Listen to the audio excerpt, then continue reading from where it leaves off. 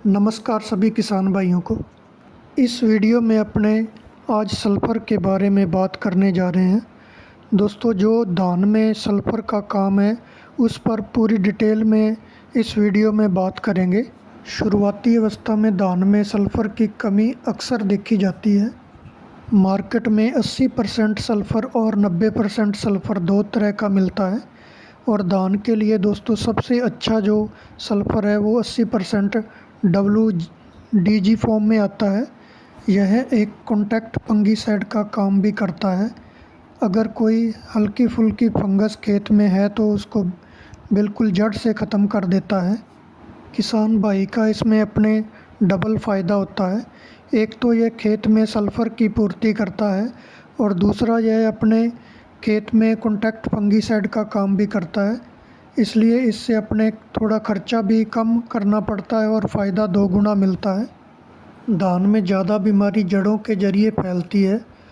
दोस्तों, अगर अपने सल्फ़र का इस्तेमाल करते हैं खेत में तो यह लंबे समय तक अपने खेत की जो जड़ें हैं उसको बहुत ही तंदुरुस्त और लंबे टाइम तक अच्छे पोषक तत्व ग्रहण करने के लिए तैयार करता है, जिससे ज़मीन में जड़ों की ग्रोथ बहुत ही ज़्यादा अच्छी होती है।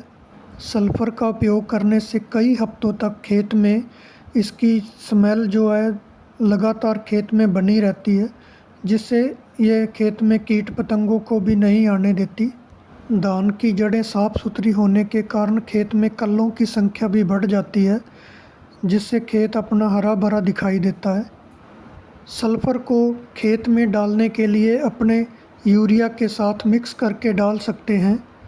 यह एक पाउडर फॉर्म में होने के कारण यूरिया को हल्का सा पानी से गीला कर लिया जाता है और उसके बाद में इसको अपने यूरिया के ऊपर सल्फ़र को डाल के बिल्कुल हाथों से रगड़कर पूरी परत यूरिया के दानों के ऊपर लगा दिया जाता है, जिससे अपने खेत में डालने के वक्त ये पाउडर फॉर्म होने के कारण हवा में नहीं उड़ता और बहुत ही अच्छे से खेत में इसका बिखराव हो जाता है। अगर अपने सल्फ़र का उपयोग करते हैं तो इसके लिए अलग से कोई और फंगिसाइड डालने की ज़रूरत नहीं है। जो अपने कोई भी लाल पीले जो थैलियों में लेकर आते हैं उसका कोई भी खेत में मतलब नहीं बनता। जिन किसान भाइयों के खेत चिकनी मिट्टी के हैं और लंबे टाइम तक पानी उनमें रुकता है, उस खेत के लिए सल्फ़र का उपयोग करना बहुत ही फ़ायदेमंद होता है। सल्फ़र मिट्टी को भुरभुरा बनाता है और उसमें पानी सोखने की जो क्षमता है वो बढ़ जाती है और जिससे अपने फसल में ज़्यादा लाभ होता है। जिन खेतों में बारिश का पानी ज़्यादा रुक जाता है उसमें अगर अपने सल्फ़र का उपयोग करते हैं तो पानी रोम छिद्रों के ज़रिए ज़मीन में चला जाता है। ज़्यादा बारिश होने के कारण बारिश का पानी बिल्कुल गंदा हो जाता है खेत में, जिससे वह मिट्टी चिकनी उसको सोख नहीं पाती।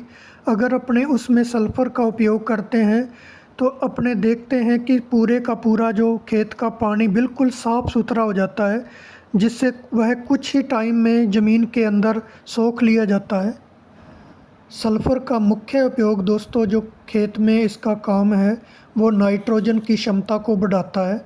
अपने यूरिया का बहुत ज़्यादा इस्तेमाल करते हैं और अगर अपने साथ में सल्फ़र डालते हैं तो यूरिया की मात्रा भी अपने खेत में कम डाल सकते हैं।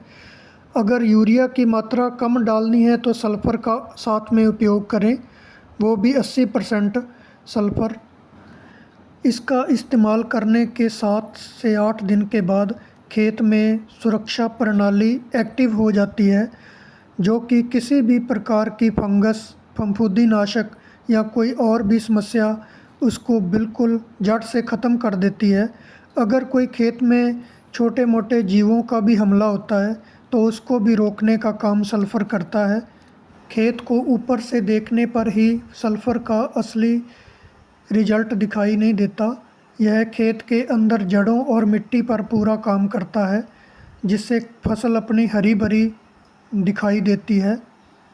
जिन भाइयों के ट्यूबवेल का पानी हल्का है और वो धान की खेती करते हैं, उनके लिए यह एक बहुत ही अच्छा विकल्प हो सकता है कि अपने पानी और मिट्टी दोनों को बचाया जा सके। अगर अपने बिल्कुल लंबे टाइम तक असर लेना चाहते हैं तो सल्फ़र का उपयोग करें।